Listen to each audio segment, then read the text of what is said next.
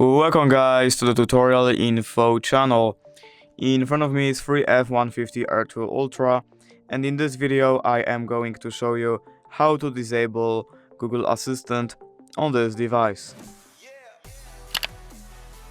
Alright, so to do this, firstly we have to open our settings, then we have to scroll down and find the Google option that is right here.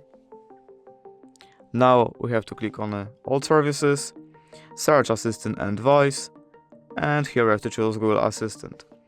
Now we are in the Google Assistant settings where we have to scroll down and find general option, that is right here.